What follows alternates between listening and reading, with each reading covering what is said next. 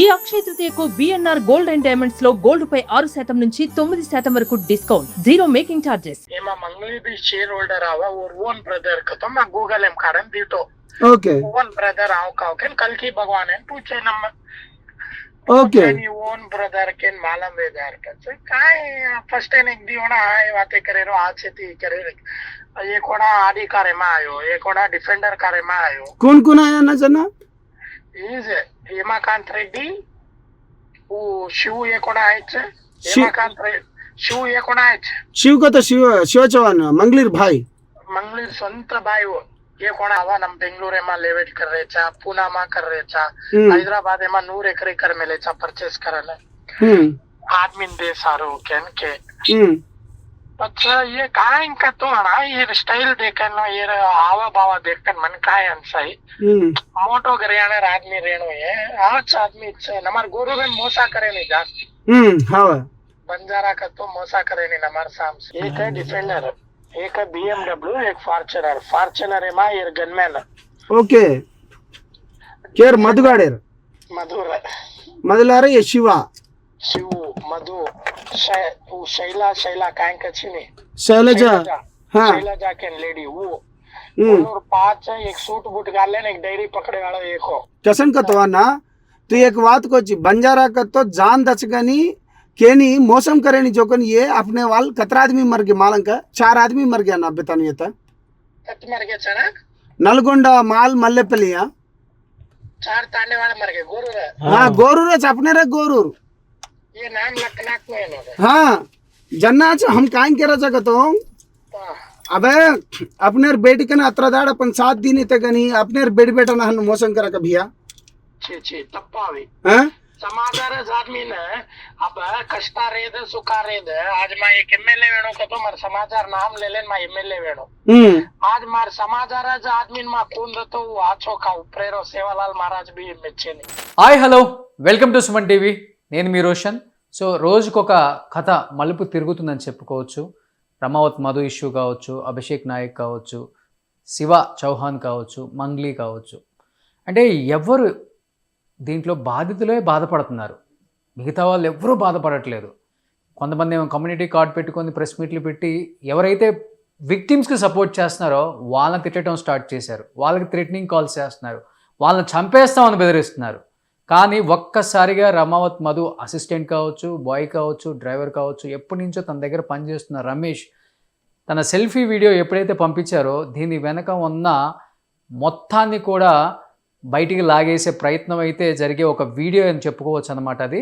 కానీ అతని మాటల్లో కూడా ఎంతవరకు వాస్తవం ఉంది తనని ఎవరైనా ఇబ్బంది పెడుతున్నారా అసలు లేకపోతే తన వెనక ఎవరున్నారు అసలు ఈ కథ మొత్తం నడిపించింది ఎవరు రమేష్ నాతో పాటు మాట్లాడటానికి సిద్ధంగా ఉన్నారు అట్ ది సేమ్ టైం ఈ ఇష్యూ మీద బాగా ఫైట్ చేస్తున్న సంపత్ నాయక్ గారు కూడా నాతో పాటు లైవ్లో ఇద్దరు మాట్లాడటానికి సిద్ధంగా ఉన్నారు కాబట్టి వాళ్ళ మాటల్లో తెలుసుకుందాం ఇప్పటి వరకు జరిగిన వర్షన్ ఒకలాగుంటే రమేష్ వచ్చిన తర్వాత వర్షన్ ఇంకొకలాగా మారిందని చెప్పుకోవచ్చు క్లియర్గా సో ఇంటి దొంగల్ని ఈశ్వరుడైనా పట్టలేడని చెప్తారు కదా సో అలా నడుస్తుంది ఈ కథ అంతా కూడా రమేష్ నమస్తే సార్ నమస్తే రమేష్ యాక్చువల్గా చెప్పాలంటే ఇప్పటి వరకు కూడా విక్టిమ్స్ బయటకు వచ్చి మాట్లాడిన దాంట్లో కొంతమంది నిజాలు చెప్పారు కొంతమంది అబద్ధాలు చెప్తున్నారని చెప్పేసి రమావత్ మధు సైడ్ వాళ్ళు కావచ్చు మంగ్లీ సైడ్ వాళ్ళు కావచ్చు బయటకు వచ్చి వాళ్ళ వర్షన్ కూడా వినిపించారు ఫర్ ద ఫస్ట్ టైం మీరు బయటకు వచ్చి ఏం జరిగిందో కూడా చెప్పారు సో రమేష్ అసలుకి దీని కథ అంటే కథ అంతా ఒకళ్ళైతే డైరెక్షన్ చేసిందంతా ఒకళ్ళు అనమాట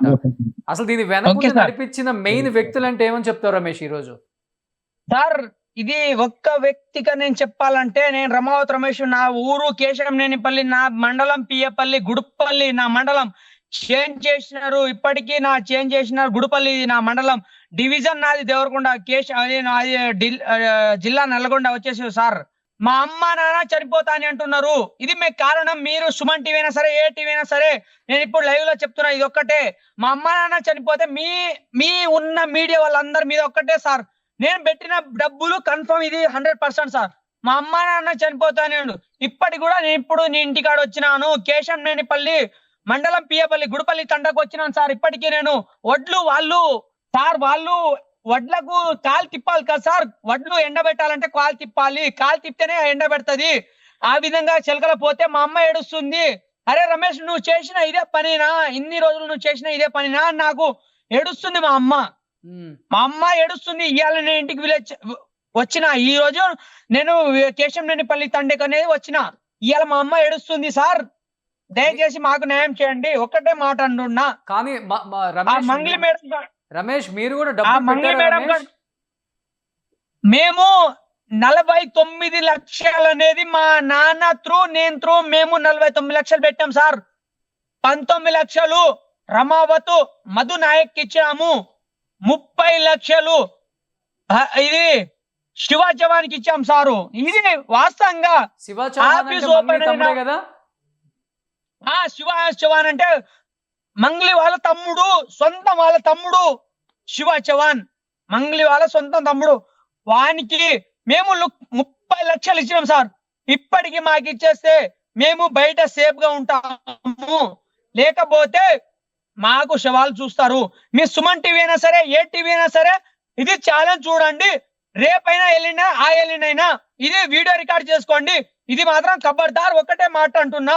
మా అమ్మ నాన్న చనిపోతే ఆ మంగళ వచ్చి శవాన్ని పెడతా, అది పెట్టకొట్టే మా నాన్నకే నేను పుట్టలేదు, నేను వేరే జాతి పుట్టినట్టే.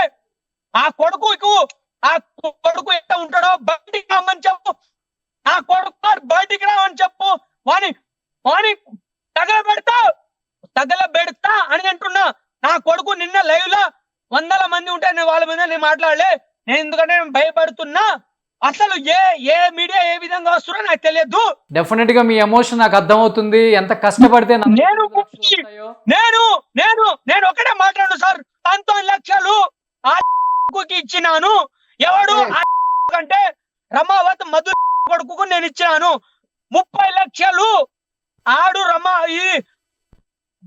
ఈ జవానికి ఇచ్చాను, శివ జవానికి ఇచ్చాను. 30 లక్షలు ఆ విధంగానే నేను మొత్తం 30 లక్షలు ఇచ్చాను. వానికి ఆన్లైన్ ట్రాన్స్ఫర్ చేశారా? లేదు సార్, నేను డైరెక్ట్ గా వానికి క్యాష్ ఇచ్చాను. క్యాష్ తో పాటు ఇంకో వ్యక్తి కూడా ఉన్నాడు, ఇది వీటల్ నాయక్ ఉన్నాడు. దానికి ప్రూఫ్ గా లేకుంటే లేదని చెప్పు, నేను డైరెక్ట్ గా చనిపోతాను. ఇది ఒక్కటే నా సవాల్. మీరు ఇన్ని రోజులు రమావత్ మధు ఆఫీస్ లో మీరు పనిచేశారా? పని చేశాను సార్. ఏం పని చేసేవాళ్ళు? నేను వాని ఆఫీస్ లో వాటర్ తో సహా నేను చూసుకునేటోని. ఆఖరికి పని మనుషులు వస్తే వానికి జీతం కూడా నేనే ఇచ్చేటోని, అన్ని నేనే చూసుకునేటోని. ఆఖరికి ఆ రూమ్ రెంట్ కూడా నేనే కట్టేటోని, పైసలు. అది వాస్తవం. సో ఎంటైర్ క్యాషియర్ మేనేజర్ అంతా మీరే, ఇంకా అన్ని A to Z అన్ని ఆల్ టోటల్ సార్ నేను చూసుకుంటాను. ఆ ఆఫీస్ లో ఏం జరిగింది, ఎలా జరిగింది, ఎంత మనుషులు వచ్చిర్రు, ఏం చేస్తుర్రు, ఎంత డబ్బులు ఇచ్చిర్రు, అసలు ఏం చేస్తుర్రు అనేది అన్ని నేనే చూసుకున్నాను. వేరే వ్యక్తి లేడు ఇలా. ఓకే. కానీ మంగ్లీ పాత్ర ఏముంది దీంట్లో రమేష్? ఇది నేను చెప్తే 2 టైమే వచ్చింది.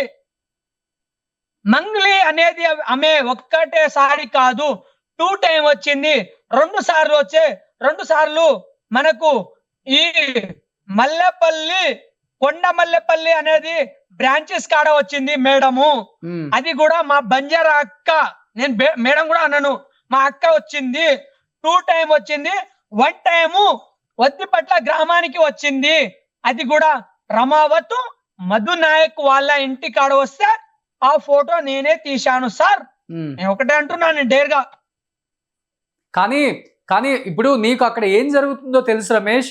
ఎంతమంది దగ్గర డబ్బులు తీసుకుంటున్నారు, ఆ డబ్బులు ఏం చేస్తున్నారు, అసలు నిజమా కాదా, ఇది పెద్ద ఫేక్ కదా అనేది మీకు ముందు తెలుసా? లేకపోతే తర్వాత మీకు ఈ డబ్బులన్నీ ఏం చేస్తున్నారు అని ఒక డౌట్ వచ్చిన తర్వాత? లేదు అదే ఇంత ముందు అన్ని జరిగినాయి సార్. జరిగిన తర్వాత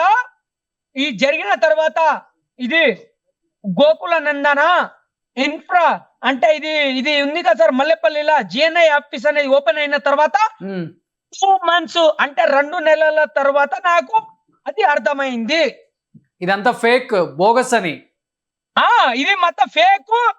మొత్తం జనాలకు ఫ్రాడ్ చేస్తున్నానని నాకు 2 నెలల తర్వాత నాకు ఇది అర్థమైంది సార్. దయచేసి ఇది నా చేతుల అంటే నుంచి నేను డబ్బులు అంటే పోయి నేను చంపేస్తానని చెప్పారా ఆ టైంలో బయటకు వచ్చి మాట్లాడితే? ఆ మధు నాయకు ఇప్పటి జైల్లో ఉన్నాడని అంటున్నారు.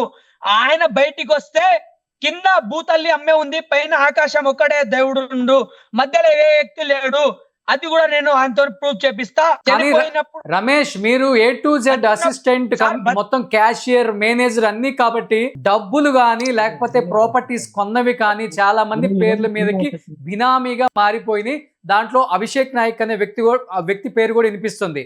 ఆ నిజంగా ప్రాపర్టీస్ ఆ డబ్బులు దోచుకున్న ఆ బినామీలు ఎవరు? మీరు లైవ్ లో ఇది రికార్డ్ చేసుకోండి. అభిషేక్ నాయక్ అనేది ఓన్లీ అక్కడ చూడటానికే, రాజకీయ నాయకులుగా చూడటానికే. మిగతా అన్ని మా లెక్క మేము మా వాళ్ళ దగ్గర, అక్క వాళ్ళ దగ్గర ప్రూఫ్ తెచ్చినట్టు మేము రాపించుకున్నట్టు ఆయన కూడా వాళ్ళ వేరే బంధువుల దగ్గర రాపించుకోలే సార్. ఇది కూడా నేను ప్రూఫ్ గా అంటున్నా. ఇది రికార్డ్ చేసుకోండి దయచేసి. అభిషేక్ నాయక్ అనేటోడు దొంగ, ఇది దొంగ. నాకు రేపు పొద్దున చంపినా గానీ అభిషేక్ నాయక్ మంగ్లీ అనేటోళ్ళు వాళ్ళ మీదనే నా ప్రూఫ్ పడుతుంది. అభిషేక్ మాకు ఇక్కడ నుంచి ఎంత 5 నుంచి 6 కిలోమీటర్ దూరంలోనే ఉంటాడు అభిషేక్. రేపు పొద్దున చంపేసిన గానీ అభిషేక్ నాయక్ మీద పడాల్సిందే. ఇది అభిషేక్ నాయక్ 1 రూపాయి కూడా పెట్టలే. వాడు 8, 9, 12, 21 ఎకరాలు చేసింది కూడా ఒకటే అంటున్నా సార్. 20 ఎకరాలు చేపించుకున్నది. అరే మధు, నువ్వు నేను రేపన్నాడు ఇద్దరము కూర్చొని తిందాము, రేపు పొద్దున కూర్చొని తిందాము అని వాని దగ్గర బాండ్ పేపరు అలా అని రాచుకున్నాడు తప్ప 1 రూపాయి కూడా పెట్టలే. దీనికి నేనుంటా సాక్ష్యం. దీనికి అంటే ఇప్పటి వరకు నేను బీఆర్ఎస్ లీడర్ ని, నన్ను తొక్కేయాలని చూస్తున్నారు, నాకు మంచి భవిష్యత్తు ఉంది, నేను గోల్డెన్ స్పూన్ డైమండ్ స్పూన్ లో పుట్టాను, నాకు ఇలాంటి ప్రాపర్టీస్ అక్కర్లేదు, జనం సొమ్ము నాకు అక్కర్లేదని చెప్పిన అభిషేక్ నాయక్ కూడా బోగస్ అని చెప్తున్నావు, అంతేనా? ఒక్కసారి మీరు దేవరకొండ మండలం, అది పియపల్లి మండలం, మల్లెపల్లి ఉంది, మాది పియపల్లి ఉంది. ఒకసారి వచ్చి మీ ఏటీవీ అయినా ఒకసారి లైవ్ తీసుకోండి సార్. అభిషేక్ ధర్మాతి వ్యక్తినా లేకుంటే ఫ్రాడ్ వ్యక్తినా అనేది మీరు ఒకసారి మల్లెపల్లికి వచ్చి చూసండి సార్. నేను ఏ విధంగా నేను చెప్పాను సార్, నేను ఒకటే చెప్తున్నా. బయటకు వచ్చిన తర్వాత అభిషేక్ నాయక్ కాల్ చేయడం జరిగిందా? నా పేరు బయటకు వస్తే చంపేస్తానని బెదిరించడం జరిగిందా? నేను ఈ రోజు దాకా ఆయన పేరు నేను చెప్పలే సార్. బయటకైతే నేను ఇప్పుడు దాకా నేను చెప్పలే. వాడు కూడా లోకల్లా వానికి ఫ్యాన్స్ ఫాలోయింగ్ ఎక్కువ ఉంది. ఏ వ్యక్తి ఎక్కడ చంపుతాడో అంటే చంపుడు అంటే మామూలుగా చంపడు సార్, కొడతాడేమో అనే భయంతో నేను ఇప్పుడు దాకా చెప్పలేదు సార్. మీకు కూడా సుమన్ టీవీ అంటే పెద్ద ఛానల్ ఇది. నేను ఇప్పటికీ మీకు చెప్తున్నా, ఇది నిన్న కూడా ఇంటర్వ్యూలో నేను చెప్పలే. మీకు సుమన్ టీవీ మీకు ఒక్కడికే చెప్తున్నా ఇది. కానీ బీఆర్ఎస్ గౌరవం ఉంది. కేటీఆర్ గారికి కానీ, హరీష్ రావు గారికి కానీ, కేసీఆర్ గారికి కానీ ఒకటే చెప్తున్నాను, ఇలాంటి యంగ్ వాళ్ళని ఎంకరేజ్ చేయండి కానీ ఇలాంటి దొంగలను ఎంకరేజ్ చేయమకండి. First of all Abhishek Nayak interviews నేను చూశాను, నేను కూడా మాట్లాడాను. చాలా చాలా చాలా చాలా చాలా మోటివేషన్ ఇచ్చే ఒక పర్సన్ లాగా మాట్లాడుతున్నాడు. కానీ తన వెనక కూడా చాలా స్టోరీయే నడిచింది. తన ఇదంతా నడిపాడని కూడా ఇప్పుడు కొంతమంది విక్టిమ్స్ మాట్లాడుతుంటే మాత్రమే నాకు తెలిసింది. ఎనీహౌ ఈ సంగతి అంటే ఇదంతా జరుగుతున్నప్పుడు కూడా ఫైట్ చేస్తున్నారు అనమాట సంపత్ నాయక్ కానీ, ఆ రాథోడ్ అనే అమ్మాయి కానీ. అంటే వాళ్ళకు కూడా బెదిరింపు కాల్స్ రావడం కూడా జరుగుతుంది. వాళ్ళు కూడా లైవ్ లో వినిపిస్తున్నారు. కానీ సంపత్ నాయక్ ఎస్పెషల్లీ ఈ ఇష్యూని ఎందుకు ఇంత బలంగా తీసుకోవడానికి గల రీజన్స్ ఏంటి? ఒకసారి తనతో కూడా మాట్లాడదాం. సంపత్ నాయక్, మా అశోక్ నాయక్ మా వెనకాల ఉన్నందుకేనే మేము ఇంతవరకు బతుకుతున్నాము. ఇది ఒకటి ప్రూఫ్ చేసుకోండి. సంపత్ నాయక్, అశోక్ నాయక్ వీళ్ళు మా వెనకాల ఉన్నందుకనే మేము ఇంతవరకు బతుకున్నాము. ఎక్కడో మాకు తొక్కేసి పడేసి, మాకెక్కడో ఆ బస్సు యాక్సిడెంట్ అయినా, లారీ యాక్సిడెంట్ అయినా, ఎక్కడికైనా మాకు చంపేటోళ్ళు. ఇది మాత్రం ప్రూఫ్ చేసుకుందాము. ఇది మాత్రము. అది కూడా ఇప్పుడు అభిషేక్ నాయక్ అన్నారు కదా, అభిషేక్ నాయక్ ని రేపు పొద్దున మీరు రండి, చూపెడతాను. వానికి బినామీ లేదు, ఏమి లేదు సార్. నేను ఒకటే చెప్తున్నా, వానికి బినామీ లేదు, ఏం లేదు. వాడి కావాలని మధు రమావత్ మధు కాడ నుంచి అన్ని డబ్బులు వసూలు చేసుకున్నాడు. తర్వాత వానికి మీద భూమి, ల్యాండ్ అనేది వాని మీద చేపించుకున్నాడు. రేపు పొద్దున మనం అందరం కలిసి తిందామని ఆయన మీద భూమి అనేది చేసుకున్నాడు. కానీ ఏ రకంగా వాడు పైసలు పెట్టలే. కానీ పొద్దున అవన్నీ సంపత్ మీరు కూడా లైవ్ లో ఉన్నారు కాబట్టి రమేష్ చాలా క్లియర్ గా చెప్తున్నాడు, ఆవేశపడుతున్నాడు. ఆ ఆవేశం అనేది కూడా ఉన్నది మొత్తం పెట్టాడు కాబట్టి ఆ ఆవేశం వస్తుంది. డెఫినెట్ గా అర్థం చేసుకోగలరు ఆడియన్స్ కూడా. ఇంకొకటి ఏంటంటే అభిషేక్ నాయక్ రఘు ఇంటర్వ్యూలో క్లియర్ గా చెప్పాడు, ఏదైతే ప్రాపర్టీస్ ఉన్నాయో నా వెహికల్ తో సహా మొత్తం సీజ్ చేశారు, నా దగ్గర ఏమి లేదు ఇప్పుడు. చాలా చాలా చాలా చాలా చాలా సార్, తెలివిగా మాట్లాడుతున్నాడు. సార్ అభిషేక్ నాయక్ అనేటోడు ఒకప్పుడు వానికి వాళ్ళయ్య ఒక నెలకు 50,000 60,000 జీతం చేసేది, వానికి 1 రూపాయి కూడా ఇచ్చకపోయేది సార్. 1 రూపాయి కూడా ఇవ్వకపోయేది.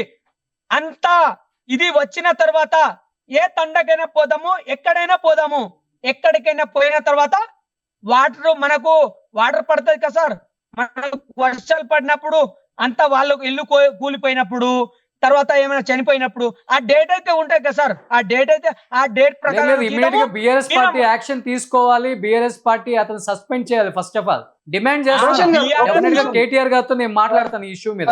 నేను ఇప్పటి వరకు తన ప్రమేయం ఎంత అవుతుందో నాకు తెలియక నేను మాట్లాడలేదు. డెఫినెట్ గా కేటీఆర్ గారితో నేను పర్సనల్ గా కాల్ చేసి మాట్లాడతా. ఇమ్మీడియట్ గా ఇలాంటి వాళ్ళని సస్పెండ్ చేయాలి, న్యాయం చేయాలి. సార్ నేను అన్ని లైవ్ గా మాట్లాడతా. అన్నతో ఒకసారి మాట్లాడే, అన్న కూడా ఎన్నో మాట్లాడుతున్నాను. ఒకసారి అన్న సంపత్ చెప్పండి, అంటే ఏ టైంలో మీకు తెలిసింది రమేష్ గురించి కావచ్చు? అంటే తన దగ్గర manager, cashier A to Z తనే అని చెప్తున్నారు కాబట్టి ఏ టైంలో దీన్ని బయటికి, అంటే తను స్వచ్ఛందంగా తనే మీకు కాల్ చేసి బయటకు వచ్చి ఉన్న విషయాలన్నీ నేను మాట్లాడతానని చెప్పారా, లేకపోతే ఎక్కడి నుంచి తీసుకొచ్చారు అసలు? రోషన్ గారు, నిజాన్ని మోయడం అంటే అంత ఈజీ కాదండి.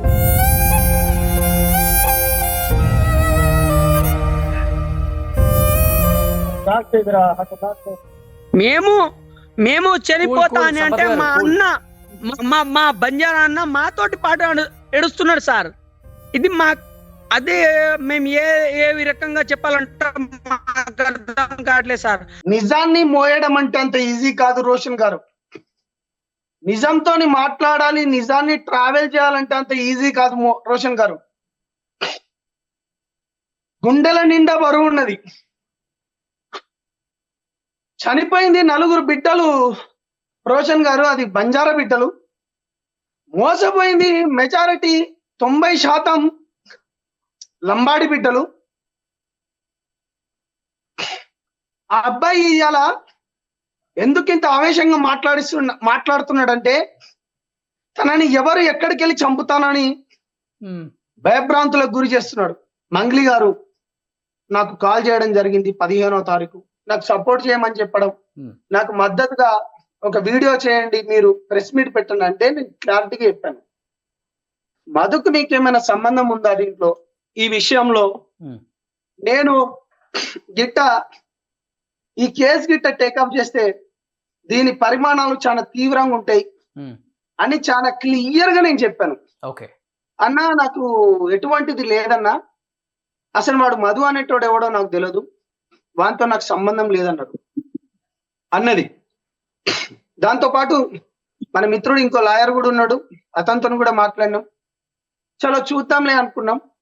కానీ హైదరాబాద్ వచ్చిన తర్వాత చాలా విషయాలు తెలిసేసరికి డెప్త్కు పోతున్నాం. ఇప్పుడు హైదరాబాద్ నుంచి దేవరకొండ ఒక 100 కిలోమీటర్లు. అనేక మంది నా తమ్ముళ్ళు ఉంటారు, అనేక మంది ఫ్యాన్స్ లెక్కుంటారు.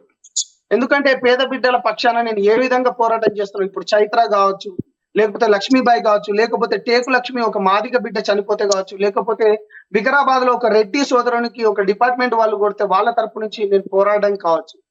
అనేక సందర్భాలలో ఇష్యూలలో ఫైట్ చేసిన వాళ్ళు. కానీ వీళ్ళ ఇష్యూ కాడికి వచ్చేసరికి నేను ఎప్పుడైతే హైదరాబాద్ వచ్చిందో నాకు పూర్తి నిజాలు తెలుసుడుతోనే నా మైండ్ అంతా బ్లాక్ అయిపోయింది. దీన్ని మొత్తానికి ఏ విధంగా అయినా బయటికి తీసుకురావాలి, నిజం వైపు నిలబడాలి, బాధితుల వైపు నిలబడాలి, బాధితులకు చాలా బలంగా అండగా ఉండాలనుకొని కేసు ఇన్వెస్టిగేషన్ చేస్తున్న కొద్దీ పోతున్న కొద్దీ మాకేం తెలిసిందంటే నమ్మలేని నిజాలు బయటకు వచ్చినాయి. ఈ ఫైటింగ్ లో మీరు ఫేస్ చేసిన ఛాలెంజెస్ ఏంటి? అంటే ఆపోజిట్ వర్గం కూడా మిమ్మల్ని గట్టిగా నిందిస్తుంది, భయపిస్తుంది, థ్రెటనింగ్ చేస్తుంది, కొంతమంది కాల్స్ కూడా మీరు లైవ్లో వినిపిస్తున్నారు. అండ్ ఎస్పెషల్లీ కర్ణాటక మినిస్టర్ ఒక మినిస్టర్ మనవడు దాదాపు 70-80 లక్షలు డైరెక్ట్గా శివాకి ఇచ్చినట్టేనా? మీరు ఏదో ఒక కాల్ కూడా వినిపించారు. ఎగ్జాక్ట్లీ వీళ్ళ తరపు నుంచి నేను ఎప్పుడైతే పోరాటం చేయడం మొదలు పెట్టినో నా సొంత తమ్ముళ్ళు అవుతారండి. అంటే సొంత మీన్స్ క్యాంపస్ లో అందరం తిరిగే తమ్ముళ్ళు అవుతారు. ఆ తమ్ముళ్ళు ఫస్ట్ ఆమెకు మంగ్లీ గారికి సపోర్టెడ్ గా పెట్టారు. దాని తర్వాత నేను నిజాలు తెలుసుకున్న తర్వాత చాలా ఎవరి ఉద్యమ పంద వాళ్ళది. నేను వాళ్ళ పేర్లు కూడా ఎప్పుడు తీసుకోలేదు. అయితే నేను నిజం వైపు నిలబడాలని చెప్పేసి నేను బాధితుల వైపు నిలబడ్డా. వాళ్ళతోని రకరకమైన మాటలు మాట్లాడియడం, లేకపోతే ఆ చిల్లరగా అదొకటి కండ చేసుకొని ఇట్లా వేసుకునేటోడు వాడు మనోడే. అనేక సందర్భాల్లో నన్ను గెస్ట్ లో తీసుకుపోయినాడు. అంటే సమయం వచ్చింది కాబట్టి నేను చెప్తున్నా. రాములు నాయక్ అన్నతోనే అదే విధంగా చిన్న శ్రీశైలం అన్న మా విగ్రహాలు సేవలాల్ మహారాజ్ విగ్రహాలు పంచుతుంటే అన్న వాళ్ళని కూడా తిట్టమని చెప్పి ఒక ప్రోగ్రాంలు అంటే అది మంచి పద్ధతి కాదని చెప్పి నేను గెస్ట్ గా తీసుకుపోయి నన్ను రిక్వెస్ట్ చేసినోడు ఇవాళ మంగ్లీ గారి దగ్గరికి వెళ్ళి ఎంత ముడుపులు ముట్టినా నాకు తెలియదు. కానీ ఒక రకమైన తిట్లు లేకపోతే మిగతా చేసిండు. మంగ్లీ గారు మధు గారు అంటే తెలియదు అన్నది ఫ్యాన్స్ దగ్గరికి. ఇది ఎక్కడదండి? మంగ్లీ గారి దగ్గర రిలీజ్ అయిన ఫోటో అది ఆల్మోస్ట్ ఫస్ట్ నుంచి కూడా వైరల్ అవుతుంది. మీడియా దగ్గరికి వెళ్ళిపోతుందా? దాని తర్వాత వీడెవడండి తమ్ముడు? వీని తమ్ముడు వాడు కాదా? ఈ సాక్ష్యాలు కాదా? దాని తర్వాత చాలా బాధలు పెట్టిండ్రు. బాధితులను తీసుకొస్తలేరు అని చెప్పిండ్రు. మీరు బాధితులు ఉంటే తీసుకురమ్మని చెప్పిండ్రు. ఒకసారి ఆ మినిస్టర్ మనబడి ఆడియో కాల్ ఏమైనా ఉందా మీ దగ్గర? ఎగ్జాక్ట్లీ ఉంది. ఇప్పుడు మనం ఏదైతే ఆ ఫోన్ తోనే నేను నిన్న ప్రెస్ మీట్ పెట్టి ఆ మినిస్టర్ వాళ్ళ మాజీ మినిస్టర్ వాళ్ళ మనవాడు ఎవడైతే ఉన్నాడో ఆ మనవాడితోని మాట్లాడిన రికార్డింగ్ నేను ఏం చెప్పారు అతను సంపత్?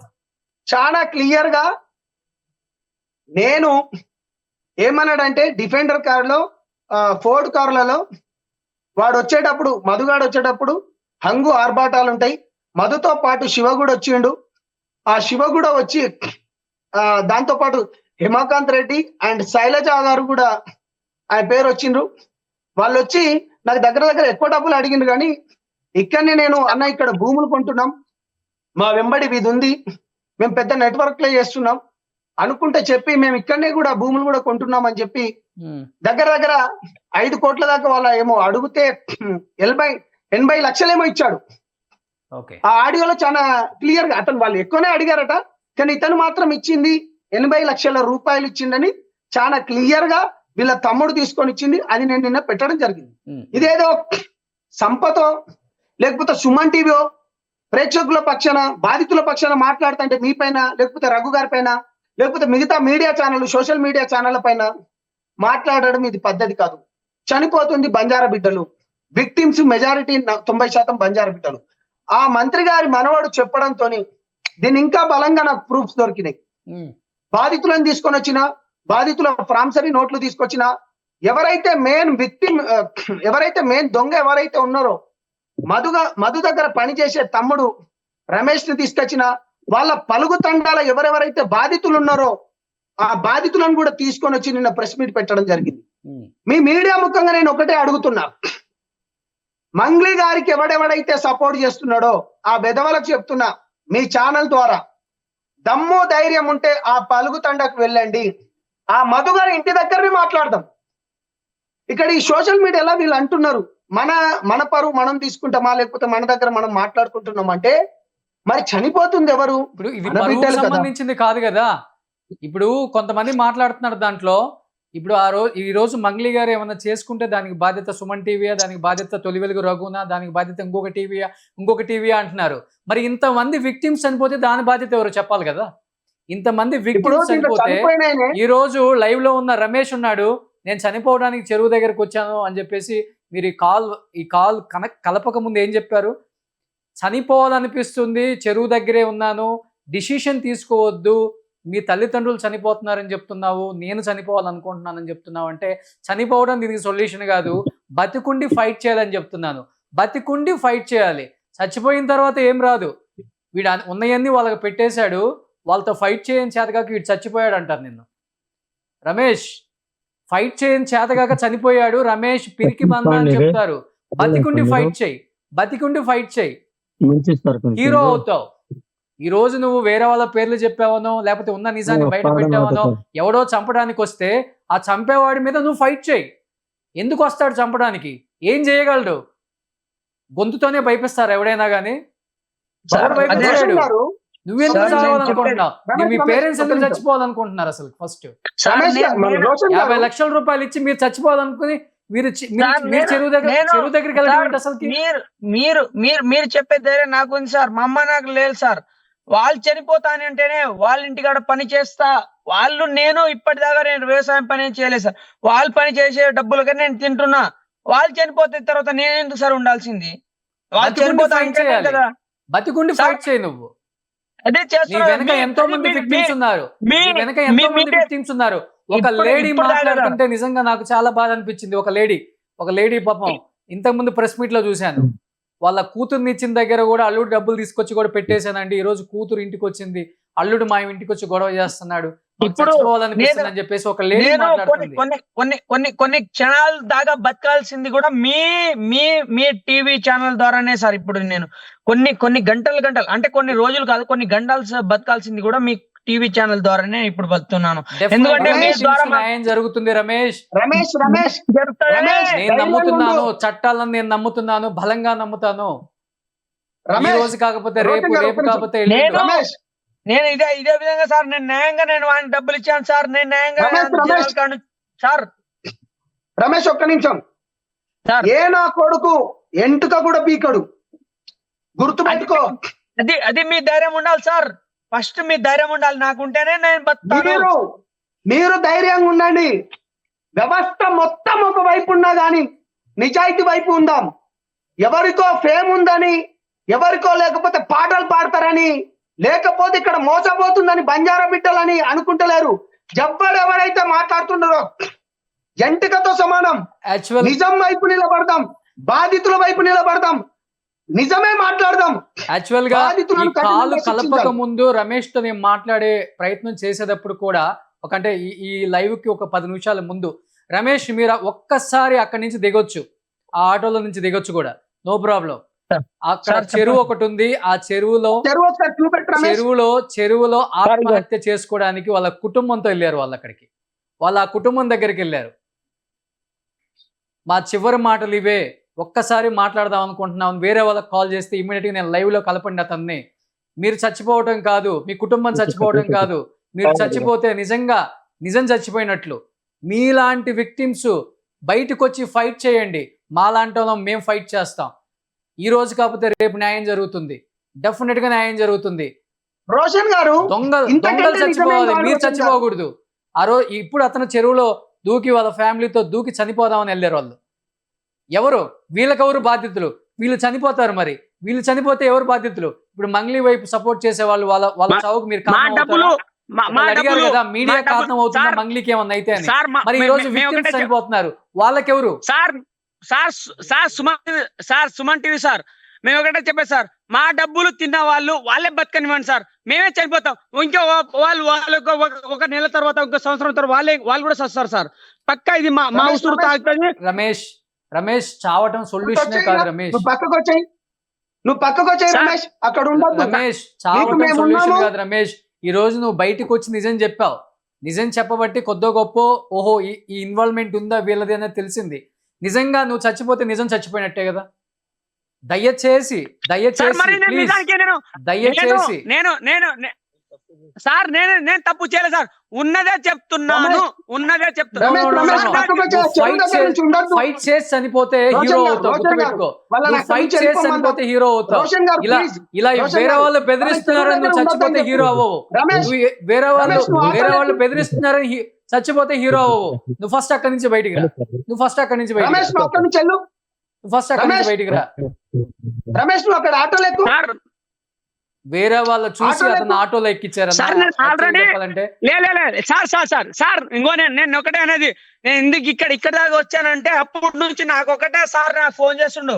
ఏవో సార్ అంటే ఈసారి లైవ్ లో తీసుకున్న సారే నాకు ఫోన్ తీస్తుండు. అప్పటి నుంచి ఫోన్ చేస్తుంటే నేను అమ్మ నాన్నలు ఇవాళ వడ్లు మాది ఇవాళ ఎంత తారీఖు సార్? రమేష్, తారీఖు రమేష్ 25వ తారీఖు ఎమోషనల్ కాదు. సార్. ఇవాళ రమేష్, 25వ తారీఖు. అన్న ఆటో రమేష్, డ్రైవర్ అక్కడ ఎమోషనల్ ఉంటే కాదు, అతను ఒక్క నిమిషం. ముందు ఫస్ట్ ఆఫ్ ఆల్ అక్కడి నుంచి అతను తీసుకెళ్ళండి అన్న. ఆటో అన్న అన్న అక్కడ ఎవరైతే ఉన్నారో దయచేసి అక్కడికి వెళ్ళండి అన్న ప్లీజ్. రమేష్ అక్కడ నుంచి ఆటో స్టార్ట్ చేసుకొని వెళ్ళిపోండి మీరు. సరే, రమేష్, రమేష్ ఎవ్వరు ఏం చేయరు రమేష్, ధైర్యంగా సార్, మీ ఉండండి ధైర్యం.